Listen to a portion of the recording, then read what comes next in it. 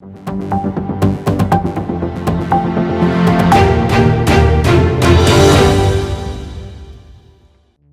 लद्दाख में एलएसी पर चीन के साथ जारी सीमा विवाद के मद्देनजर सेना प्रमुख जनरल मनोज मुकुंद नरवणे ने चीन को सख्त संदेश देते हुए कहा कि हम बातचीत और राजनीतिक उपायों के जरिए समस्या का समाधान करने को प्रतिबद्ध हैं और किसी को हमारे संयम की परीक्षा लेने की कोशिश नहीं करनी चाहिए। बता दें कि पिछले 8 महीने से पूर्वी लद्दाख में सीमा विवाद को लेकर भारत और चीन के बीच गतिरोध जारी है।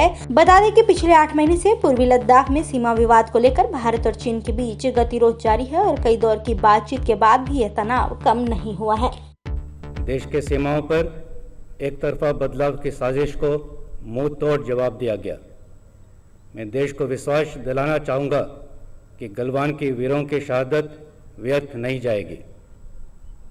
भारतीय सेना देश के संप्रभुता और सुरक्षा पर कोई आंच नहीं आने देगी।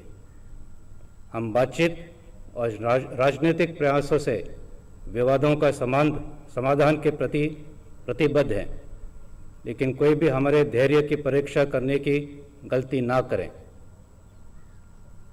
स्थिति को नियंत्रण में लाने के लिए भारत और चीन के बीच सीनियर मिलिट्री कमांडर्स की अब तक 8 वार्ता हो चुकी हैं।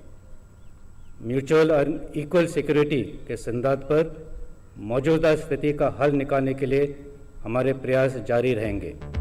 दिल्ली कैंट के परेड ग्राउंड में अपने संबोधन के दौरान सेना प्रमुख नरवणे ने कहा कि भारत ने वास्तविक नियंत्रण रेखा पास यथास्थिति को एक तरफा बदलने की चीनी कोशिशों को मुंहतोड़ जवाब दिया है। उन्होंने कहा कि गलवान घाटी में हमारे सैनिकों का बलिदान व्यर्थ नहीं जाएगा। सेना प्रमुख ने कहा कि लद्दाख सेक्टर में आगे के क्षेत्रों में तैनात सैनिकों का मनोबल उन पहाड़ों से भी अधिक ऊंचा है जिनकी वे रक्षा कर रहे हैं। पाकिस्तान से लगे लाइन ऑफ कंट्रोल की स्थिति पर सेना प्रमुख ने कहा कि 300 से 400 आतंकवादी पाकिस्तान के कब्जे वाले कश्मीर में शिविरों में मौजूद हैं और भारत में घुसने की फिराक में हैं। नियंत्रण रेखा पर भी दुश्मन के हर नापाक इरादे का करारा जवाब दिया जा रहा है। पाकिस्तान आतंकवादियों को पनाह देने की अपनी आदत से लाचार है। सीमा पर प्रशासन शिविरों में तकरीबन 300 से 400 आतंकवादी घुसपैठ करने की फिराक में बैठे हैं। पिछले वर्ष सीज फायर वायलेशन में 44% बढ़ोतरी हुई, जो कि पाकिस्तान के नापाक इरादों का सबूत है।